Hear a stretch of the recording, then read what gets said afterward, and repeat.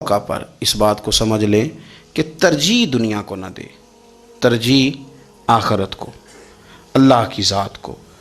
ہماری آخرت کس طرح ٹھیک ہو سکتی ہے، آخرت میں کامیاب کس طرح ہو سکتے ہیں، آخرت میں اللہ تعالیٰ کی رضا کیسے پا سکتے ہیں، اس کو ترجیح دینی چاہیے۔ نبی پاک صلی اللہ تعالیٰ علیہ وسلم کے بہت سارے صحابہ بڑی شانوں والے، ایک صحابی کا ہم آج ذکر کرنے جا رہے ہیں جن کا نام ہے حضرت ابو ذر غفاری رضی اللہ تعالیٰ۔ ہمارے صوفیاء تصوف میں ایک جملہ بولتے ہیں کہ تیرا تو فقر فقر بوذر ہے، یعنی جن کو صحیح درویش کہتے ہیں نا، صحیح درویش۔ مولا علی شیر خدا رضی اللہ تعالیٰ عنہ فرمایا کرتے دو ہی تو بندے ہیں جو رب کے رستے میں کسی شے کی پرواہ نہیں کرتے۔ حضور کون سے؟ فرمایا ایک ابو ذر غفاری ہے اور دوسرے علی المرتضیٰ ہے۔ مولا علی فرمایا کرتے یہ نا مسلمانوں میں سے چوتھے یا پانچویں مسلمان ہیں۔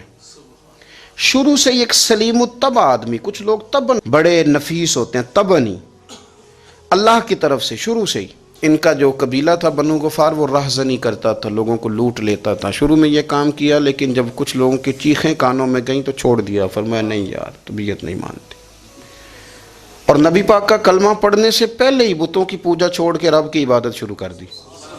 لوگ پوچھا کرتے تھے آپ عبادت تو کرتے تھے پر منہ کدھر کرتے تھے؟ فرماتے تھے جدھر وہ کرا لیتا تھا کر لیتے تھے۔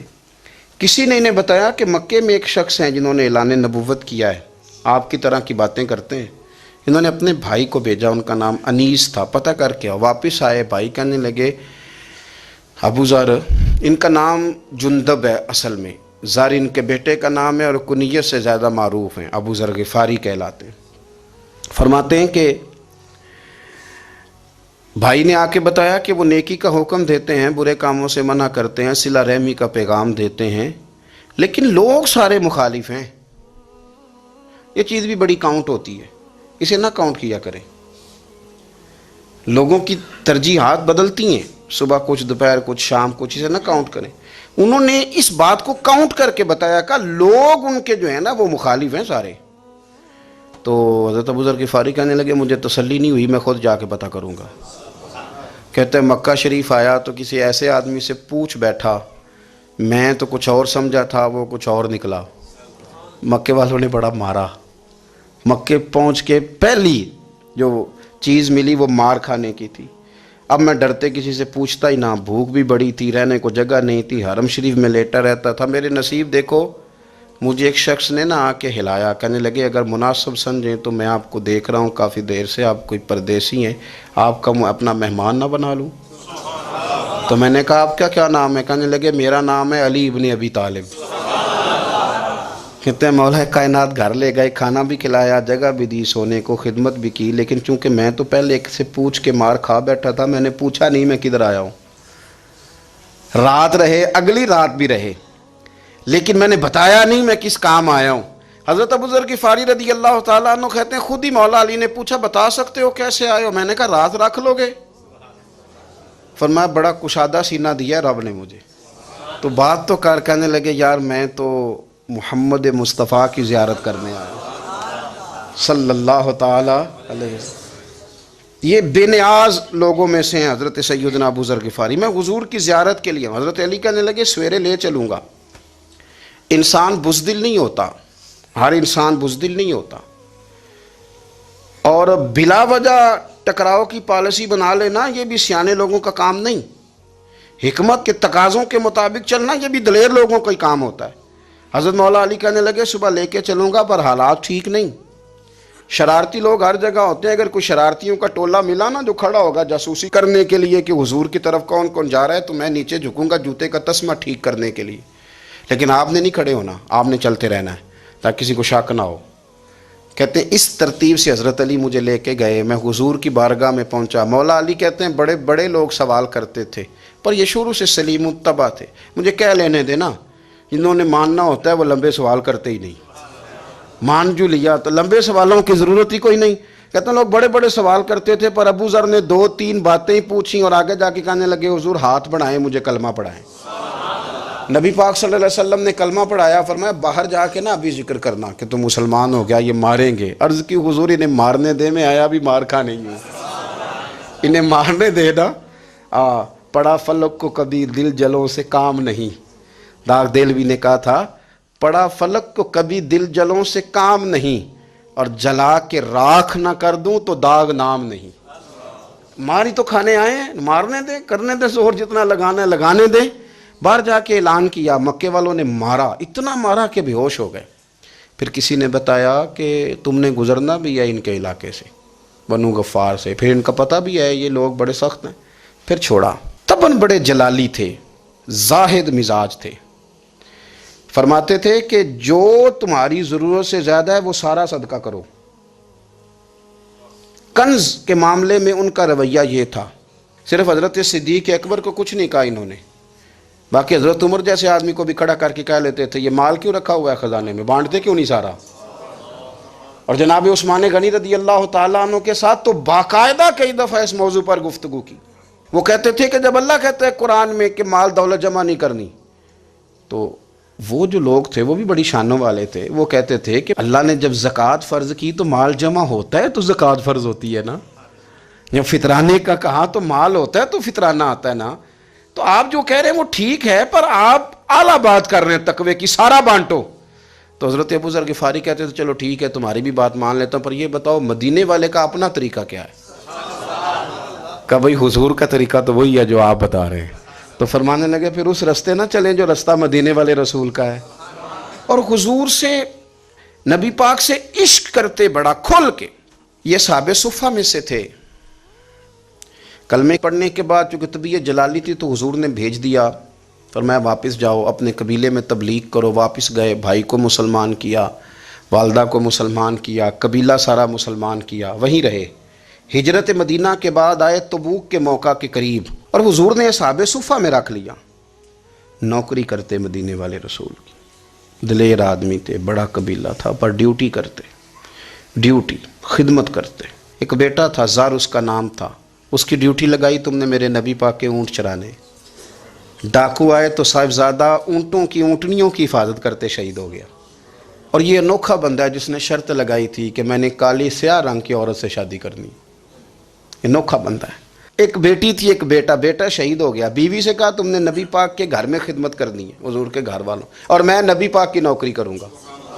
حضور کی خدمت کرتے، ہر وقت خدمت میں رہتے. اور حضور جب آتے نا، صحابہ صفہ میں یہ شامل تھے جو لوگ دین سیکھتے، حضور جب آتے تو سب سے پہلے آ کے حضرت ابو ذر غفاری کا پوچھتے، بلائیں. اور جب بات کرتے حضور تو بار بار ان کو مخاطب کر کے بات کرتے. حضرت ابو ذر غفاری رضی اللہ تعالیٰ عنہ کا نبی پاک سے اتنا پیار کہ ہماری بھی مشکل حل کر دی. ابو داؤد شریف میں موجود ہے، ایک دن کہنے لگے یا رسول اللہ صلی اللہ علیہ وسلم، اگر کوئی بندہ کسی سے پیار بڑا ہی کرے پر اس جیسے عمل نہ کر سکے، کوشش کرے کرنا. لوگ ہمیں کہتے ہیں نا جی پیار بڑا، عمل بھی تو کرو نا. بھی کرنا چاہیے، پر انسان ہے نا، غلطی بھی تو ہو ہی جاتی ہے. اب ہم عمل نہیں کر سکتے تو تم ہمیں پیار بھی نہیں کرنے دو گے؟ مہربانی کرو پیار تو کرنے دو نا. حضرت ابو ذر غفاری نے کہا، ابو داؤد شریف میں موجود ہے، یا رسول اللہ صلی اللہ تعالیٰ علیہ وآلہ وسلم، حضور پیار بڑا کرے پر ان جیسے عمل نہ کرے تو حکم کیا ہے؟ تو حضور نے فرمایا پیار سچا کرے، اللہ قیامت کے دن جس سے محبت کرے گا نا اس کے ساتھ ہی دونوں کو اکٹھا فرما دے گا. تو حضرت ابو ذر نے فوراً کہا، حضور پھر مجھے آپ سے بھی بڑا پیار ہے، رب سے بھی بڑا پیار ہے. فرمایا فکر نہ کرنا، جنت میں اکٹھے ہی جائیں گے. اتنی محبت رسول پاک کی ذات کے ساتھ. حضور کی نوکری کرنا. ایک دن خدمت کرتے کرتے سو گئے. حضور مسجد میں آئے پتہ کرنے کہ ابو ذر آرام کر رہا ہے. یہ بھی مزہ ہوتا ہے، خیال رکھنا اپنے درویشوں کا، کیا کھایا کیا پیا، کہاں سوئے. حضور رات کو آئے، یہ سوئے ہوئے تھے. فرماتے ہیں حضور نے میرا انگوٹھا ہلایا، میں اٹھ کے بیٹھ گیا، حضور بھی میرے پاس بیٹھ گئے. اور میں ابو ذر بڑا پیار کرتے ہو، سونے آپ کو پتہ ہی ہے. کہا یار تو بڑی نوکری کرتا ہے، ایک دن وہ بھی آئے گا جس دن تجھے میری مسجد اور میرے شہر سے جانا پڑے گا، پھر کیا کرو گے؟ تو عرض کی حضور کسی کی طاقت ہے مجھے آپ کے شہر سے نکالے؟ میں تلوار نکال لوں گا. تو نبی پاک نے فرمایا تلوار نہ نکالنا، جہاں تمہیں بھیجا جائے چپ کر کے چلے جانا. حضور کب تک؟ فرمایا جب تک اللہ تیری اور میری ملاقات نہیں کرا دیتا، یعنی وصال تک. یہ واحد شخص ہیں کہ حضور کے وصال ظاہری کا وقت آ گیا تو فرمایا کوئی میرے ابو ذر کو بلاؤ. جب یہ آئے تو حضور لیٹے ہوئے تھے، یہ جھکے نبی پاک کی طرف، حضور میں حاضر ہوں، تو حضور نے پکڑ کے سینے کے ساتھ لگا لیا۔ میرے رسول پاک صلی اللہ علیہ وسلم کی خدمت میں ایک دفعہ عرض کرنے لگے، حضور مجھے صوبے کا گورنر بنا دیں۔ تو نبی پاک نے فرمایا، ابو ذر میں عہدے پسند نہیں کرتا، تو تمہیں بھی میں کہتا ہوں عہدہ نہ لینا، تمہیں بھی کہتا ہوں عہدہ نہ لینا۔ فرمایا، ابو ذر میں جو چیز اپنے لیے پسند کروں گا تمہیں بھی اسی کا مشورہ دوں گا، تم بندے اچھے ہو پر یہ کام تمہارے بس کا نہیں ہے۔ بڑے زاہد آدمی میرے رسول کریم صلی اللہ تعالیٰ علیہ وآلہ وسلم نے ان کے بارے میں فرمایا جس طرح نبیوں میں حضرت عیسیٰ علیہ السلام ہوئے، حضرت عیسیٰ دیکھیں نا، انبیاء میں اللہ تعالیٰ نے ہر قسم کی عظمت نبیوں کو دیں۔ جناب سلیمان علیہ السلام کا تو تخت بھی ہوا میں اڑتا تھا، جن تک تابع دار تھے، اور نبیوں میں حضرت عیسیٰ بھی ہیں جن کے پاس گھر بھی کوئی نہیں، شادی بھی کوئی نہیں کی، اینٹ سرانے رکھ کے تکیہ بناتے، ایک ان کے پاس کنگھی تھی اور ایک پیالہ تھا۔ دیکھیں جو بندہ نیک ہو نا، وہ بھی نیک ہیں، اللہ کے نبی ہیں، آپ اپنا تقوی مسلط نہیں کریں گے، جو وہ کر رہے ہیں وہ بھی مخلص ہو کے کر رہے ہیں۔ حکومتیں جو چلانی ہیں تو وہ کس نے چلانی ہیں؟ اگر نیک بندے نہیں آئیں گے تو غلط لوگ آئیں گے، قوموں پہ ظلم کریں، وہ بھی اپنی جگہ ٹھیک ہیں، لیکن یہ جو کر رہے ہیں یہ بات بھی اپنی جگہ بالکل ٹھیک ہے۔ ہم پتہ کیا کرتے ہیں، ہم چیزوں کو مسلط کرتے ہیں، ایک دوسرے پر مسلط نہیں کریں چیزوں کو۔ آپ جو کر سکتے ہیں، جو رستہ آپ کو صحیح لگتا ہے اختیار کر لیں، یہی تو ہمارے دین کا حسن ہے کہ سارے رستے واضح کر کے ہمیں دکھاتا ہے۔ حضرت عیسیٰ علیہ السلام نے ایک دن دیکھا کہ ایک بندہ نا انگلیوں کے ساتھ اپنے بال سیدھے کر رہا ہے، تو آپ نے فرمایا یار کنگھی کے بغیر بھی کام چل سکتا ہے، کنگھی بھی خیرات کر دی۔ دیکھا ایک بندہ ہاتھ کا تکیہ بنا کے لیٹا ہے، تو فرمایا اینٹ بھی دے دو، کسی کے کام آ جائے گی۔ ایک دن دیکھا کہ ایک بندہ نا یوں چلو میں پانی پی رہا ہے، فرمایا پیالہ بھی رہنے دو، اس کے بغیر بھی کام چل ہی جاتا ہے۔ جناب عیسیٰ کا یہ زہد تھا۔ میرے نبی پاک علیہ السلام نے فرمایا جس نے جناب عیسیٰ کا زہد دیکھنا ہو وہ میرے ابو ذر غفاری کو دیکھے، ان کو دیکھے، یہ دنیا میں جناب عیسیٰ کے زہد کے مطابق چلتے پھرتے ہیں۔ ساری زندگی دولت کو، مال کو پسند نہیں کیا۔ جہاں رہتے تھے ایک گورنر صاحب نے 300 دینار تحفے میں بھیجے، تو ایک ہوتا ہے نا بندہ کہتا نہیں نہیں ضرورت نہیں، اور حضور سید عالم صلی اللہ علیہ وسلم نے حضرت عمر سے فرمایا تھا جو خود بخود آ جائے وہ قبول کر لو اللہ کی طرف سے، لیکن ان کا رنگ فقیری والا تھا اور تھوڑا انوکھا تھا۔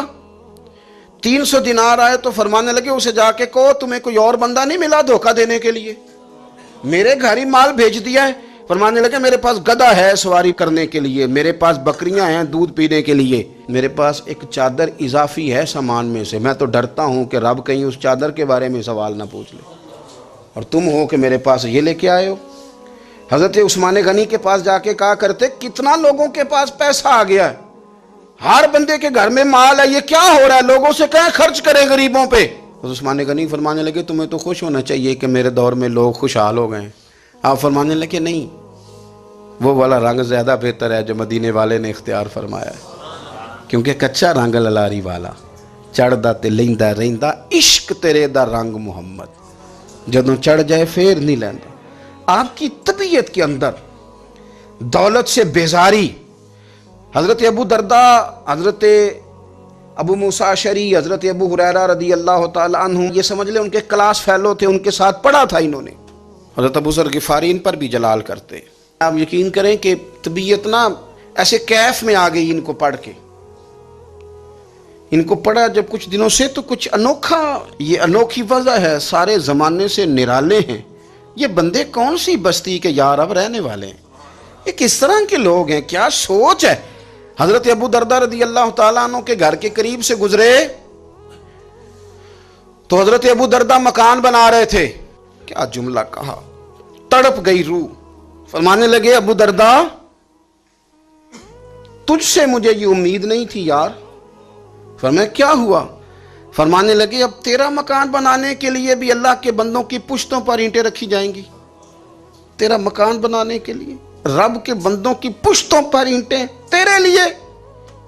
حضرت ابو درداء نے گردن جھکا لی، فرمایا یار جہاں تو ہے نا تو بالکل ہی ٹھیک کہتا ہے۔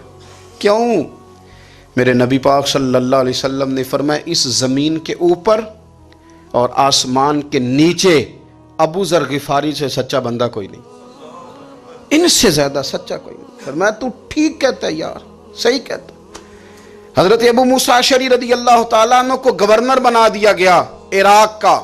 اب حضرت ابو موسیٰ اشعری صحابہ میں ایک بڑے جلیل القدر صحابی ہیں، اور ان کی عظمتیں، رفتیں، بلندیاں کیا کہنا، بڑی گہری دوستی تھی۔ لیکن جب وہ گورنر بن گئے نا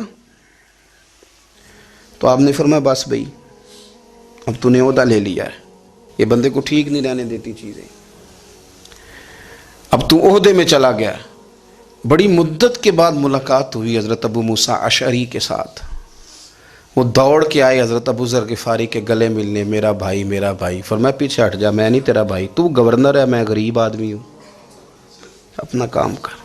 پھر دوڑ کے آئے، فرمایا ابو ذر تو میرا بھائی ہے یار، اکٹھے پڑھتے تھے حضور۔ فرمایا نہیں، جا تو نہیں میرا۔ پھر آئے، جانتے تھے نا یہ سچا بندہ ہے، یہ سچا بندہ ہے، یہ تقریروں والا نہیں، صرف وعظوں والا نہیں، اس کے اندر بھی بڑی سچائیاں ہیں۔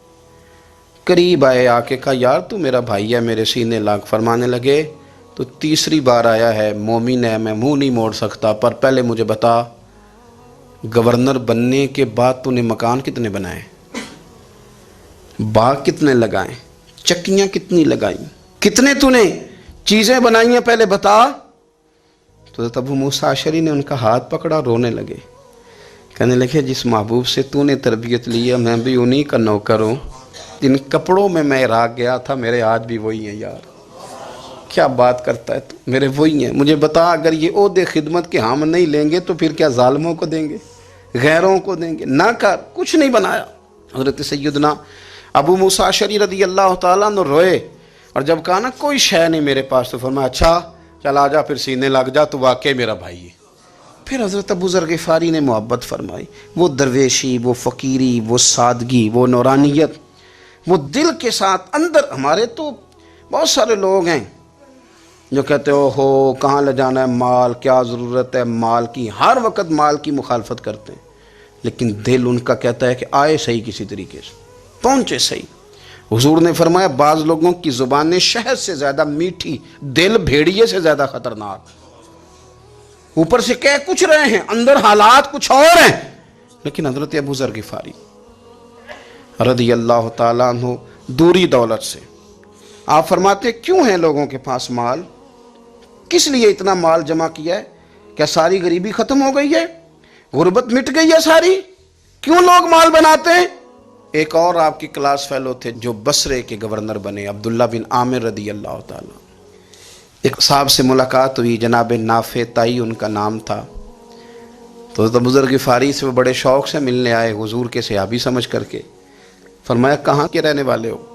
کہا میں تو بصرے کا رہنے والا ہوں۔ فرمایا وہاں میرے ایک کلاس فیلو ہیں عبداللہ بن عامر، کہا وہ تو آج کل گورنر ہیں۔ فرمایا میرا ایک پیغام دے دو گے اس کو جا کے؟ کہا حضور دے دوں گا۔ فرمایا اس سے جا کے کہنا تو گورنر بن کے بھی زندہ ہی ہے، اور میں پانی کا پیالہ پیتا ہوں، کھجور کھاتا ہوں اور رب کی عبادت کرتا ہوں، میں بھی تو زندہ ہی ہوں نا، تو بھی زندہ ہی ہے، اس سے آگے کچھ نہیں ہے، اور میں کھجور کھاتا ہوں، پانی کا پیالہ پیتا ہوں، میں بھی تو زندہ ہوں نا۔ اللہ اکبر۔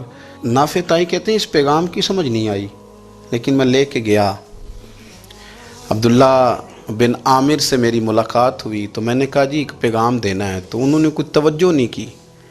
جب میں نے بتایا نا کہ حضرت ابو ذر غفاری کا پیغام ہے، تو ان دونوں آنکھیں کھول دیں، کہنے لگے جلدی بتاؤ انہوں نے کیا کہا ہے۔ فقر اور درویشی کے رستے پہ چلنے والوں کے امام سیدنا ابو ذر غفاری نے کیا کہا ہے؟ تو کہتے ہیں مجھے پاس بٹھا لیا، شفقت فرمائی، کہنے لگے اب بتاؤ انہوں نے کیا کہا ہے؟ تو عرض کرنے لگے انہوں نے کہا ہے کہ تو گورنر ہے، تو بھی زندہ ہے، اور میں کھجور کھاتا ہوں، پانی پیتا ہوں، رب کو یاد کرتا ہوں، میں بھی تو زندہ ہی ہوں نا۔ کہنے لگے ایک دفعہ پھر کہا انہوں نے کہا تھا کہ میں کھجور کھاتا ہوں، پانی پیتا ہوں، عبادت کرتا ہوں، میں بھی تو زندہ، کہا ایک دفعہ پھر کہتے ہیں تیسری دفعہ کہا تو وہ اتنا روئے کہ انہوں نے چادر میں منہ چھپا لیا۔ کہنے لگے یار وہ ٹھیک ہی کہتا ہے، وہ صحیح کہتا ہے، اتنا مال، اتنے عہدے، اتنی چیزیں، اتنا کچھ جمع کر کے رکھا ہے، ان کا حساب دینا، ان چیزوں کہ اللہ کے حضور کیا عذر پیش کریں گے، کس طرح رب کی بارگاہ میں بتائیں گے کیا وجہ تھی، کن چکروں میں ہم نے زندگی گزار دی۔ سیدنا ابو ذر غفاری رضی اللہ تعالیٰ عنہ نے اپنی حیات مبارکہ ساری کی ساری فرماتے تھے کہ ہم نہیں عمل کریں گے تو کون کرے گا۔ وہ خاص سادگی، وہ خاص، اور پتہ میرے نبی پاک نے کیا فرمایا؟ فرمایا مجھے میرے رب نے حکم دیا ہے کہ میں 4 لوگوں سے پیار کروں۔ اللہ اکبر، کاش کبھی آپ اس حدیث کے جملوں کو سمجھیں۔ اور یار اللہ نے حکم دیا ہے محبوب پیار کرے، حضور کس سے؟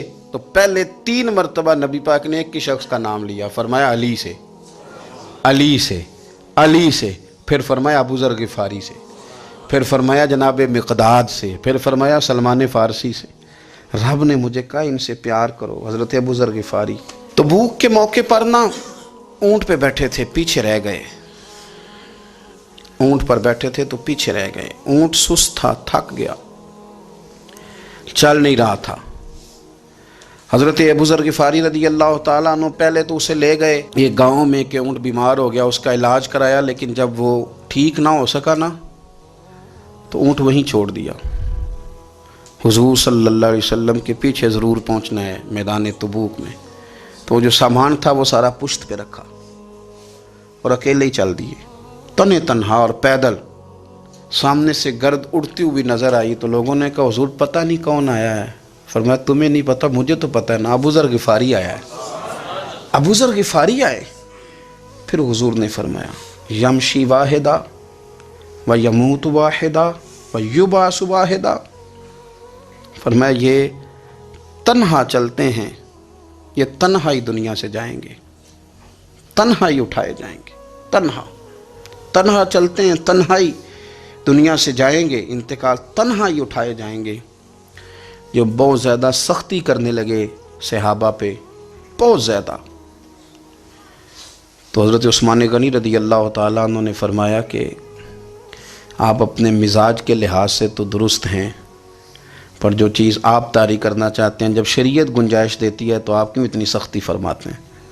تو فرمانے لگے ٹھیک ہے پھر مجھے ربضہ جانے کی اجازت دے دو۔ ربضہ ایک بستی تھی، جنگل تھا، وہاں کوئی آتا جاتا نہیں تھا، اسی کسے دے کچھ نہیں جلا گئے نہ کوئی ہڈا دردی۔ حضور نے کہا تھا نا یمشی واحدہ، تو اکیلا چلے گا، ربضہ چلے گیا۔ حضرت سیدنا عثمان غنی نے کہا یہ کچھ بکریاں لے جاؤ، دودھ پی لیا کرنا۔ فرمایا عثمان مجھے مال کی تو ضرورت پہلے دن سے ہی کوئی نہیں، مجھے تو رب رسول کی ضرورت ہے، ان کی کرم نوازیاں میرے ساتھ رہتی ہیں۔ تشریف لے گئے، وہاں تنہا کھجور کے خشک ٹکڑے کھاتے، عبادت کرتے، اللہ کو یاد کرتے۔ بڑے بڑے لوگوں نے آ کے کہا کہ ابو ذر آپ کی بڑی شان ہے، ہمارے ساتھ چلیں۔ فرمایا چھوڑو، کہاں منشور ہم اور کہاں ہنگامے محبت کے، ایک حجرے میں رہتے ہیں خدا کو یاد کرتے ہیں، ضرورت کوئی نہیں، جہاں ہوں نا وہاں میں ٹھیک ہوں، حاجت نہیں۔ وصال کا وقت آ گیا، دنیا سے جانے کا ٹائم آ گیا، اکیلے ہیں، بیوی ہے اور بیٹی ہے، جنگل کا علاقہ ہے، حج ہو گیا، رستے بند ہو گئے، بیمار ہو گئے۔ اپنی اہلیہ کو بلا کے کہنے لگے اب میں بچوں گا نہیں، اب جانے کا وقت آ گیا ہے۔ میں نے فقیری جو حضور کی دیکھی تھی اس میں نے وقت گزارا ہے، اور دیکھ میں جا بھی فقیری میرا ہوں، لے سجدہ سا توڑ دی پائی، جان بھی دیتی تیرا تیرے، اب جانے کا وقت ہے۔ تو اس طرح کرنا، اگر تیرے پاس کوئی کپڑا ہوا تو مجھے کفن دے دینا، نہ ہوا تو اللہ کے سپرد کر دینا۔ کہا ہم 2 عورتیں ہیں، جنازہ، غسل، کفن۔ فرمایا رب جماعت بھیجے گا میرے لیے، لوگ آئیں گے، میرے نبی پاک نے مجھ سے وعدہ کیا تھا آئیں گے نا لوگ۔ تو اہلیہ کہنے لگی ابو ذر آپ کو کیسے پتہ ہے کہ آپ اس صحرا میں انتقال کر جائیں گے، اللہ شفا دینے والا ہے۔ فرمانے لگے ہم 3-4 لوگ بیٹھے تھے تو حضور نے فرمایا تھا تم میں سے ایک شخص صحرا میں اکیلا انتقال کر جائے گا، تو وہ میرے جتنے باقی ساتھی تھے وہ سارے انتقال کر گئے، اب میں اکیلا ہی بچا، مجھے پتہ ہے وہ میں ہی ہوں، تو تم دیکھنا تمہیں کوئی نہ کوئی مل جائے گا غسل کفن کے لیے۔ آپ کی اہلیہ کہتی ہیں کہ میں اٹھی، کبھی دوڑ کے میں باہر جاتی، سڑک پہ جا کے دیکھتی کوئی گزر رہا ہے، پھر میں آ کے کہتی حج ختم ہو گیا ہے، رستے بند ہو گئے ہیں، کون آئے گا جنگل میں، پھر میں آ کے ان کی تیمارداری کرتی، پھر اٹھ کے جاتی، پھر میں آ کے تیمارداری کرتی. اچانک میری نظر پڑی تو ایک چھوٹا سا قافلہ آ رہا تھا. اس قافلے میں چند لوگ تھے اور سب سے بڑھ کر صحابی رسول حضرت عبداللہ ابن مسعود بھی تھے.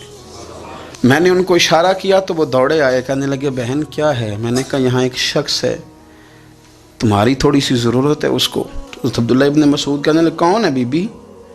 کہتے ہیں میں نے کہا کہ وہ ابو ذر غفاری ہیں.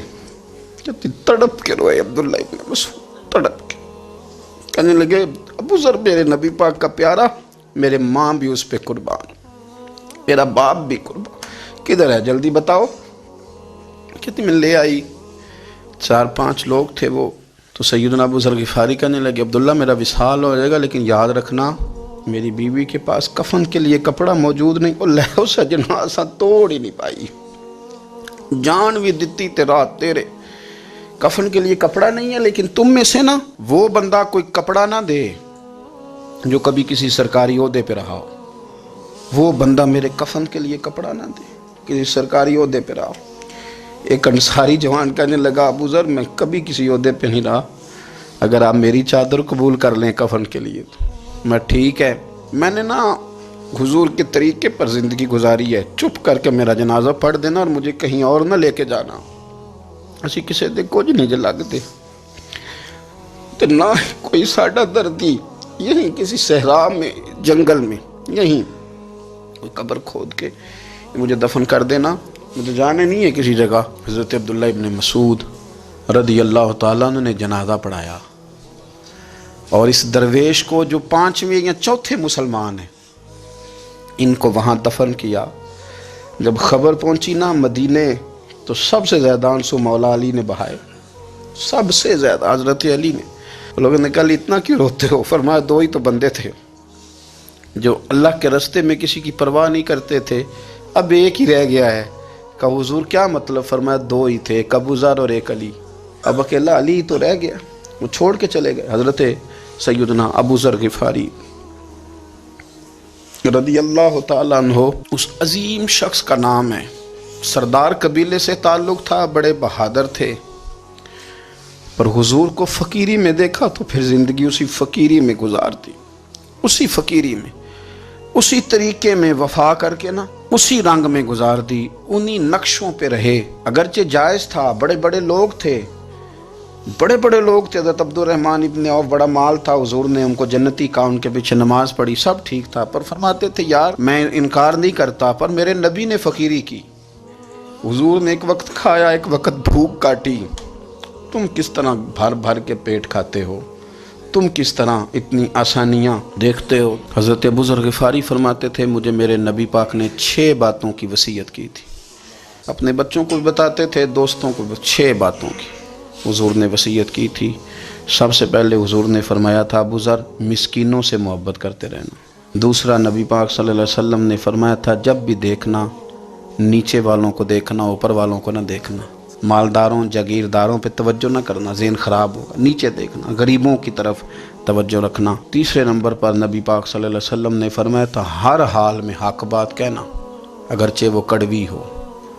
چوتھے نمبر پہ میرے محبوب نے فرمایا تھا اللہ کے معاملے میں کسی کی پرواہ نہ کرنا, کوئی کیا کہتا ہے کہتا رہے, تم رب کے راستے پہ چلتے رہنا, ملامت کی پرواہ نہ کرنا. اور 5ویں نمبر پر میرے نبی پاک نے مجھ سے کہا تھا اگر رشتہ دار تجھ سے تعلق توڑیں بھی نہ تو جوڑ کے رکھنا, صلہ رحمی نہ چھوڑنا. اور 6 نمبر